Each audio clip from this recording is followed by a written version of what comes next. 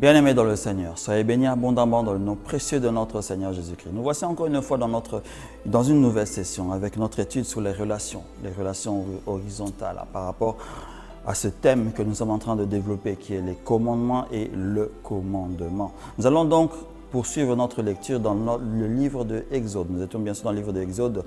Je suis en train de lire dans la parole vivante, je crois, au verset 17. Chapitre 20, verset 17. Tu ne convoiteras pas la maison de ton prochain, tu ne convoiteras pas la femme de ton prochain, ni son serviteur, sa servante, son bœuf, ni son âne, ni rien qui soit à ton prochain. La convoitise. Cette dernière parole en fait que le Seigneur a donnée dans ses commandements, en fait, un élément qui est aussi très important, excusez-moi. Nous allons essayer de développer, essayer de comprendre cela. Pour quelle raison le Seigneur nous a demandé de ne pas convoiter ce qui est à autrui en fait. Nous avons un jargon, un langage qui nous dit qu'on doit se suffire de ce que nous possédons. Nous devons accepter ce que nous avions dans les circonstances que nous sommes, que ce que nous vivons, nous devions accepter cela. Ce que nous possédons, nous devons accepter cela.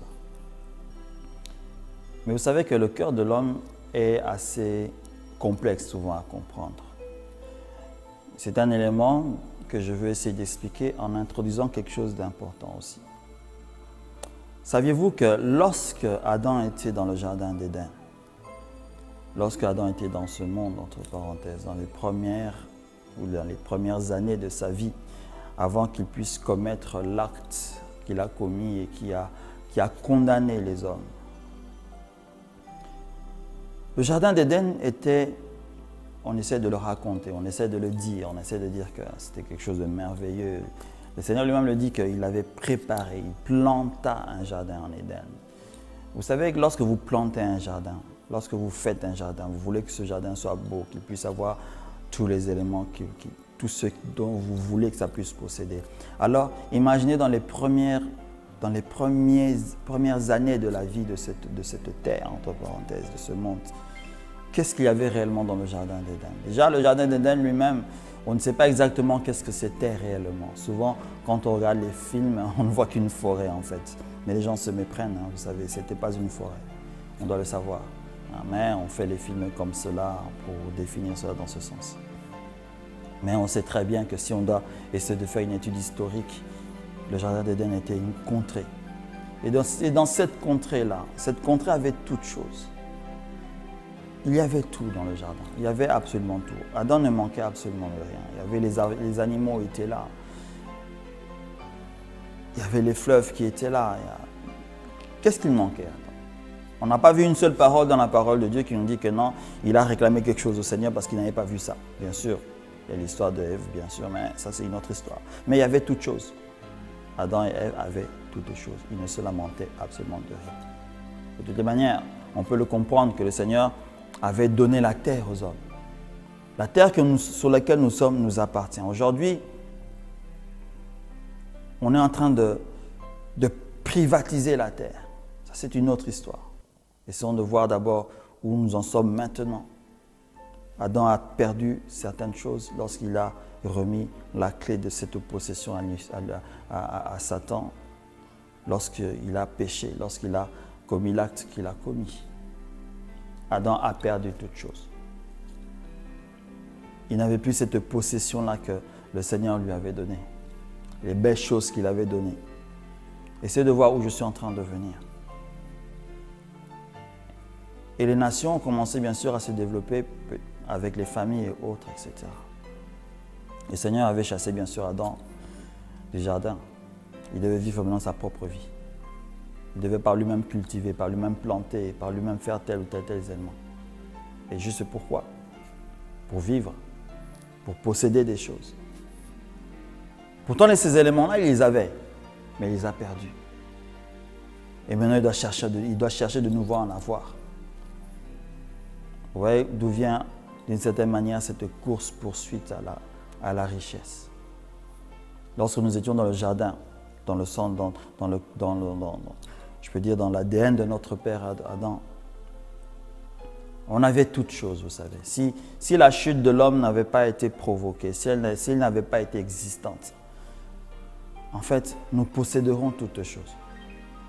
Souvent, je me pose des questions, comment aurait été ce monde si la chute n'avait pas eu lieu? Alors, ça aurait été différent de ce que nous sommes en train de voir aujourd'hui. Parce qu'aujourd'hui, il y a une compétition de qui sera supérieur à l'autre, de qui possédera toute chose. Et c'est ce qui est en train de se passer. Et dans cette compétition-là, bien sûr, vous savez que quand il y a une compétition, il y a des perdants et il y a des vainqueurs. Il y a des personnes qui sont plus habiles, d'autres qui ne le sont pas. Et d'autres possèdent des éléments et d'autres qui n'en possèdent pas. Toi qui ne possèdes pas, tu voudrais bien posséder aussi ce que l'autre a. Et c'est là maintenant que vient en compte cette convoitise-là. Déjà, le Seigneur n'avait pas voulu que nous puissions nous faire la concurrence. Ce n'était pas son plan. Il voulait que nous puissions partager ce que nous avions avec les autres. Mais malheureusement, nous ne partageons pas, nous privatisons les éléments. Ce que même le Seigneur avait donné, mais nous rendons ça notre bien propre, notre propriété privée. Ceci est un enseignement qui peut être bien particulier. Je ne veux pas entrer là-dedans. Parce que vous devez savoir que cette terre, je vais ouvrir une parenthèse, qui a appartenu à Adam, qui appartient en fait aux hommes, n'est pas un lieu de propriété des hommes. Pour que nous puissions privatiser une région, privatiser un pays. Le Seigneur n'avait pas voulu qu'il y ait des lois qui interdisent les hommes de voyager, de faire ceci, etc. Il n'a pas voulu qu'il y ait des lois qui font que tu dois acheter une terre, tu dois faire sortir de l'argent pour acheter une terre parce que tu veux construire une maison là. On doit te vendre quelque chose que le Seigneur a déjà créé, qui était fait déjà pour toi, qui était déjà fait pour les hommes. Ce n'était pas le but du Seigneur. Pour vous dire qu'en fait, les hommes ont créé des circonstances pour encore s'enrichir. En fait. Et malheureusement, ces circonstances qui ont été créées font que il y a la convoitise qui existe, il y a le désir d'avoir ce que l'autre a. Mais malheureusement, tous ces éléments-là maintenant sont poussés par l'ennemi, c'est poussé par le malin. Quand je ne possède pas quelque chose et que je vois que mon frère possède cet élément-là, je commence à convoiter cela. Je veux avoir ce que mon frère a. Et on oublie que lorsque nous convoitons comme ça, la convoitise, vous savez, elle a un ami qui s'appelle le vol. Elle a un ami qui s'appelle le meurtre. On arrive à voler à cause de la convoitise. On arrive à tuer à cause de la convoitise. Regardez seulement ce que la parole de Dieu nous dit. Ne convoite pas la maison de ton prochain. Combien de fois il y a des personnes qui habitent dans une maison qui n'est peut-être pas en bon état. Mais lorsque tu vois la maison de ton prochain, tu veux qu'elle soit la tienne. Tu désires cela, tu désires, tu en fais une prière, tu en fais une adoration en fait. Mais ce type de convoitise, ne pas convoiter la maison de ton prochain. Le Seigneur nous dit, mais écoute, tu veux avoir quelque chose comme cela. Si tu ne travailles pas, travaille et fais la même chose. Prends les éléments en exemple, mais ne prends pas ça en désir. Tu dis que il a ça, ouais, pourquoi moi je ne pourrais pas aussi avoir cela? Laisse-moi avoir quelque chose qui me permettrait d'atteindre aussi ce niveau-là. Là, ça serait une bonne chose. Mais souvent, la convoitise va jusqu'à créer quelque chose qui ne sera pas bon. Combien de fois des personnes ont été expropriées de leurs biens à cause de la convoitise d'une personne plus riche ou plus puissante? Nous avons beaucoup d'exemples comme ça, même en Europe. Ne croyez pas simplement que ces éléments-là se passent dans les pays, entre parenthèses, d'Afrique et autres. Non. Ce comportement-là se passe partout. Une personne qui peut être riche, qui se dit avoir beaucoup d'argent, etc., peut un jour transiter quelque part. Elle voit un terrain, elle voit une maison bien construite et dit « moi je veux cet élément-là ». Et elle peut créer des circonstances. Vous ne comprenez pas, il y a des lettres qui arrivent chez vous, on veut vous exproprier le terrain, on raconte un mensonge qui va être créé pour que vous puissiez quitter cette place-là. Vous comprenez? C'est comme si la convoitise à un autre frère que je peux appeler le complot en fait. Il y a des complots qui vont se faire pour qu'on puisse vous exproprier cet élément-là. Pourquoi? Parce que quelqu'un a convoité ce bien-là que vous avez qui est à vous. Tu peux être là, mon frère, tu as beaucoup d'argent, mais ne crée pas ce genre de circonstances pour dérober, parce que là, c'est du vol. Tu dérobes l'autre personne. Si tu n'as pas les moyens d'avoir tel ou tel élément, donne-toi les moyens, honnêtement, bien sûr, afin de posséder les mêmes éléments. Mais ne crée pas des circonstances mensongères pour aller prendre cette place-là. On voit cet exemple-là dans les lieux de travail, vous savez. Quand vous voyez, il y a une personne qui a un certain poste pour vous, cette personne-là n'a pas les compétences, entre parenthèses, pour diriger ou pour être là, etc. En réalité, tu es en train de convoiter cette place. Pourquoi tu convoites cette place? Parce qu'il y a le frère de la convoitise qui est l'orgueil, veut que tu puisses toi prendre cette place-là comme ça. Cet orgueil-là va se lever en toi et dire que non, je suis arrivé à la tête, je suis celui qui est. Vous voyez les connexions qu'il y a dans le convoitise. Il y en a des centaines. Et on peut continuer comme cela, vous savez, et ça ne terminera pas. Le comble, c'est qu'il y a des personnes qui ont tué à cause de la convoitise, pour posséder la chose de son prochain, pour posséder l'élément de son prochain. Combien de meurtres ont été faits parce qu'un amant, entre parenthèses, qui voulait être avec la femme de son frère ou de je ne sais pas quoi, a tué l'autre. Il y a des histoires comme ça qui existent, hein, vous savez. Ce n'est pas du bluff, hein, ce n'est pas des contes de fées. Hein, non, il y a des histoires comme cela qui existent. Et des histoires comme cela, il y a dans le monde séculaire, il y a dans le monde chrétien. Des éléments pareils se sont passés. Il y a eu des empoisonnements entre des frères parce que le frère a convoité la sœur de son frère, la femme de son prochain. Dans le monde païen, on n'en parle même pas, parce que là c'est le top. On doit même faire très attention. Vous savez, raison pour laquelle moi je dis toujours, tu veux vivre ta vie dans le monde, tu dois être comme un serpent, tu dois être vraiment prudent. Parce que tu ne sais pas, du jour au lendemain, quelque chose peut se faire contre toi et on te tue parce que on te tue quoi. On t'écarte. Il y a des riches dans le monde, vous savez. Dans le monde chrétien, il y en a. Il y a dans le monde séculaire, il y en a aussi. Mais vous savez combien de coups bas il se passe là-bas? Combien de coups bas se font pour que la personne puisse perdre quelque chose et que ce qu'il possède en question va chez un autre plus riche que lui. Vous pouvez en raconter des histoires pareilles. Vous pouvez en raconter. Vous pouvez en trouver des histoires pareilles. La convoitise. La convoitise est comme on dit souvent dans la parole de Dieu, que l'amour de l'argent est la racine de beaucoup de maux et de problèmes, cet amour-là. Autant que la convoitise est souvent la racine de beaucoup d'actes vraiment horribles dans ce monde, que nous posons, que nous commettons. Tu es là, la Bible nous dit encore une chose, je vais lire, ne convoite pas la femme de ton prochain. Souvent, c'est quelque chose que je dis souvent, ironiquement parlant. Vous savez que lorsque vous vous mariez d'un coup, et après, automatiquement, c'est la femme de votre voisin qui est plus belle que la vôtre. Et vous commencez automatiquement à convoiter la personne que vous ne connaissez même pas.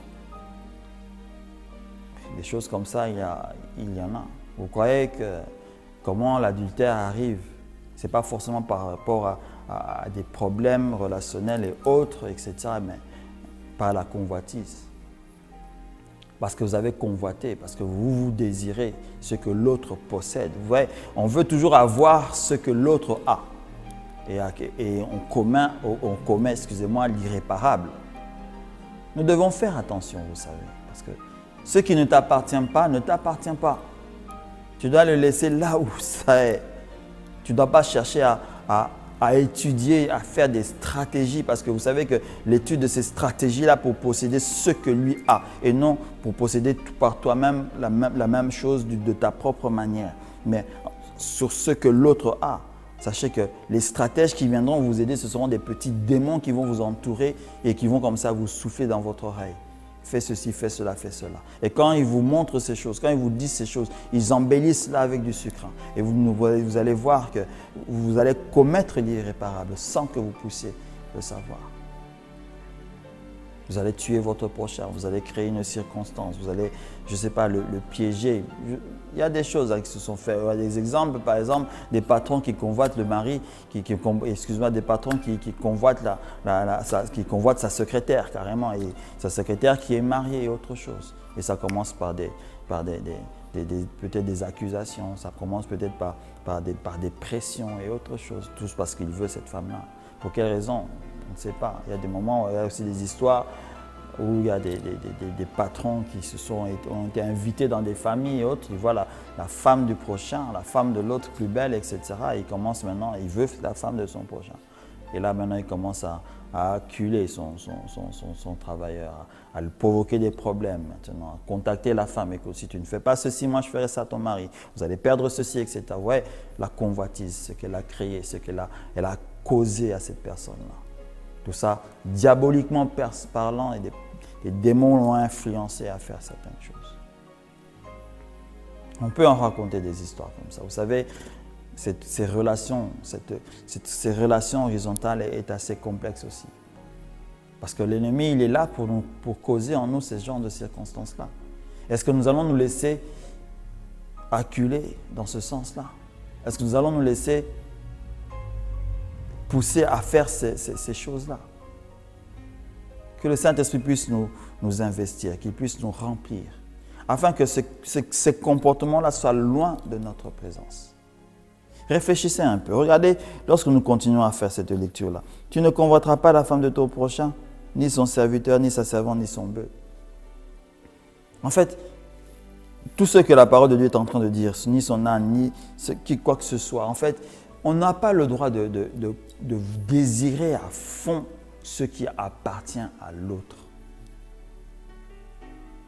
Mon frère, si tu veux avoir certains éléments, fais de ton mieux pour posséder ces éléments-là en travaillant honnêtement. Et non en cherchant à voler ces choses, non en cherchant à convoiter ces choses-là. Si en toi tu as un esprit de convoitise, parce que vous savez que l'esprit de convoitise existe aussi. Souvent on peut le voir. Je peux vous donner juste un exemple un peu terre à terre. Tu peux entrer dans l'église, etc. Tu es tranquille, tu n'as pas de problème, mais tu vois un frère ou une soeur qui est bien habillé, etc. Et après tu commences à comparer tes vêtements avec ce que lui a. Et tu vois que non, lui il est mieux habillé, etc. Et tu commences à convoiter maintenant ce que lui apporte. Et tu dis, pourquoi moi je n'aurais pas tel élément? Pourquoi je ne porterai pas ça, etc. Maintenant, tu commences à concevoir en toi des circonstances afin d'avoir les mêmes éléments en question. Et tu peux arriver chez toi, si tu es une jeune soeur, un jeune frère, tu vas même voler l'argent de ton frère ou de ton père, ça dépend de qui est ton tuteur, et pour aller acheter le même élément. Regarde la convoitise, ce qu'elle t'a poussé à faire, à voler, à tricher. Ce sont des fautes, ce sont des comportements que nous avons, qu'enfants de Dieu nous avons. Je ne dis pas que le monde païen n'a pas ce comportement-là. Le monde païen a ce comportement-là aussi. Mais nous avons aussi ce comportement-là. Nous devons laisser ce comportement à ceux qui sont dehors. Mais nous, entre nous, nous ne devons pas avoir. On doit se suffire avec ce que nous possédons. Quand tu as, accepte ce que tu as. Vous savez, je le dis souvent, que ce soit dans mes prières ou autres, quand on prie le Seigneur, Seigneur, donne-moi mon pain quotidien. On a fait une étude de cela, n'est-ce pas? Si vous vous souvenez un peu. Le pain quotidien, c'est quoi? Ce dont tu as besoin pour ta journée. Ce dont tu as besoin pour ce mois. Ce dont tu as besoin pour cette année. Vous savez que tu peux avoir demandé quelque chose au Seigneur. Si tu as reçu cela, dis au Seigneur, gloire à Dieu. Mais si tu ne l'as pas reçu, dis-le aussi, gloire à Dieu, parce que je crois au fond de moi que lorsque tu ne reçois pas quelque chose que tu demandes, ce n'est pas forcément que tu le demandes mal. Tel que la parole de Dieu le dit, ce n'est pas toujours cela en réalité. C'est peut-être parce que le Seigneur a jugé que tu n'en as pas besoin pour cette journée-là. Tu en as peut-être besoin pour le mois prochain. Et tu vas voir que ce que tu as demandé aujourd'hui, tu l'obtiens dans 3 semaines, dans 1 mois. Pourquoi? Parce que au moment où tu as obtenu cet élément-là, c'est le moment où tu en avais vraiment besoin. Ah oui, ça paraît un peu mystérieux, mais c'est aussi une réalité que vous devez tenir compte de cela. On ne reçoit pas au même moment où nous demandons la chose, parce qu'au moment où nous demandons souvent la chose en question, c'est parce que nous n'en avons pas réellement besoin. Le Seigneur voit mieux nos besoins que nous-mêmes. C'est vrai qu'il est là pour répondre aux désirs de nos cœurs. Mais lui, même s'il voit les désirs de nos cœurs, il veut voir notre vie, où va-t-elle? Est-ce que si je lui donne tel élément, qu'est-ce que ça va lui apporter en plus? Est-ce que ça va changer sa vie négativement ou positivement? Combien de personnes ont laissé cette volonté permissive entre parenthèses qui en réalité, ce n'est pas une volonté permissive en tant que telle. En fait, tu t'es poussé toi à obtenir de forçat l'élément dont tu ne devais pas forcément recevoir. Et tu verras que, voilà, les choses deviennent difficiles et corsées après. Il y a des personnes qui ont demandé des choses qu'ils n'ont pas reçues. Ils ont forcé la chose en question, ils l'ont reçue et ils ont perdu la foi. Vous savez cela? Il y a des témoignages pareils.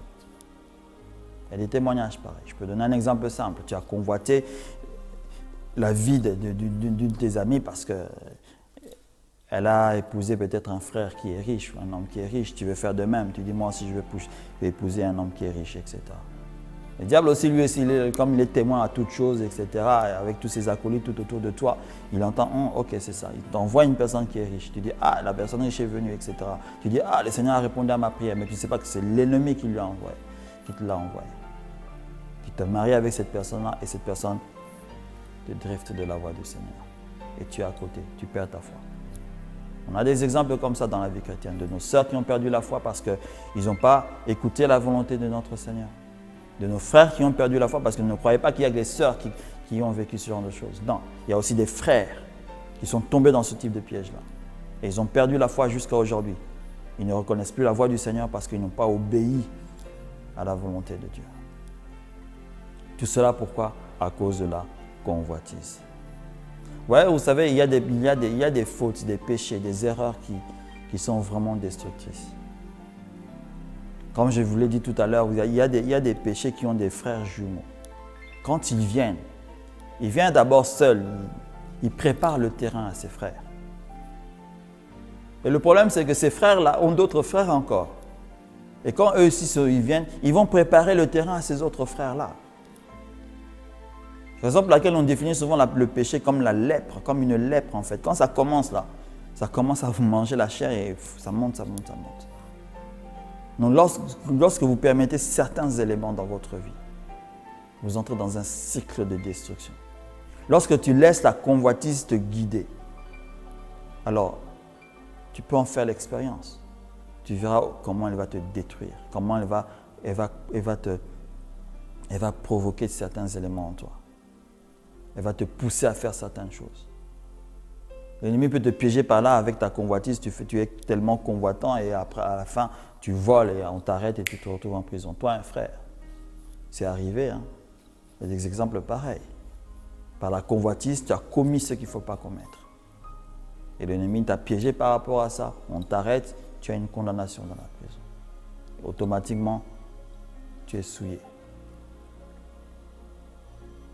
Nous devons donc réfléchir par rapport à ça, par rapport à ce comportement-là. Si le Seigneur a essayé en fait de légèrement clôturer cet ordre par rapport à ça, c'est parce que c'était un élément très important aussi, même si les autres le sont aussi, quoi. Mais vous savez qu'il y a beaucoup de fautes dans ce monde où c'est la convoitise qui en est souvent l'auteur. Qui en est l'auteur. Tu es là, ma soeur, tu convoites les biens que ton ami a, etc. Mais toi, tu sais que tu es incapable d'avoir ça. Mais tu es capable maintenant, pour avoir cet élément-là, tu es capable de te prostituer. Donc, cette convoitise a amené la prostitution en toi. Des exemples comme ça arrivent. Ça arrive. Tu as peut-être ta voiture qui ne fonctionne pas très bien, etc. Mais c'est la seule voiture que tu as en ce moment-là. Tu peux la réparer ou autre, mais parce que ton voisin a le dernier modèle, excusez-moi, la dernière marque de telle ou telle voiture. Tu dis non, non, non, non, moi je veux la même. Tu vas aussi, tu réussis à avoir un prêt bancaire, etc. pour avoir la même voiture. Mais tu ne sais pas que ce prêt bancaire que tu viens de faire est en train de détruire maintenant les finances de ta famille. À cause de la convoitise, tu te mets dans des difficultés financières. On peut commencer à citer des exemples comme ça. Et il y en a des exemples. Raison pour laquelle tu dois te suffire de ce que tu as. Ta maison, elle est peut-être petite, mais si tu as encore cette maison, c'est par rapport aux moyens que tu as. Si tu veux avoir une maison plus grande, donne-toi les moyens d'avoir une maison plus grande. Mais ne vole pas, ne convoite pas celui de l'autre.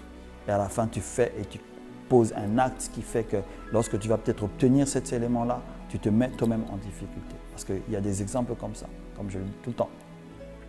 Je viens donner l'exemple de l'achat de cette voiture parce que là, c'est un exemple qui est commun chez les frères. Parce que tu vois un frère qui a quelque chose que toi, tu ne peux pas posséder parce que tu n'en as pas les finances. Mais tu vas faire quelque chose, tu vas créer une circonstance pour avoir cet argent-là, mais cette circonstance-là, ça te détruit ou te rend esclave de quelque chose. Nous essaierons de parler de cela lorsque nous allons aborder les termes de la bénédiction et la malédiction. C'est un sujet qui est aussi très important que nous essaierons d'aborder après l'étude des commandements. Parce que souvent, nous ne comprenons pas la bénédiction, nous ne comprenons pas non plus la malédiction. On a eu des enseignements qui ont raconté tel ou tel élément, des enseignements erronés. Et les enfants de Dieu sont devenus des convoiteurs, des voleurs et des gens qui se comportent comme le monde de Las Vegas à cause du mauvais enseignement qui leur a été donné. Aujourd'hui, la bénédiction, c'est l'argent. Et pourtant, le Seigneur n'a jamais dit cela. Que le Seigneur puisse vous bénir ici. Je le remercie pour cet enseignement qui est très profond, un enseignement qui me concerne, qui vous concerne aussi. Vous pouvez revoir cela dans le site de la chaîne pour ceux qui désirent essayer de récupérer cet enseignement-là pour voir et peut-être l'approfondir. Comme tous les jours, je vous inviterai à vous rapprocher de vos enseignants, de vos pasteurs pour essayer d'entrer en profondeur dans ces choses-là. Nous n'avons pas tout le temps à la télévision pour enseigner ces choses dans toute la profondeur qui peut être demandée comme telle, mais ceux qui sont à côté de vous, vos aînés dans la foi peuvent vous montrer le secret de certains éléments. Tout cela afin que vous puissiez gagner de l'expérience et ne pas commettre les mêmes erreurs ou des erreurs que certaines personnes ont commises ou que d'autres sont en train de commettre.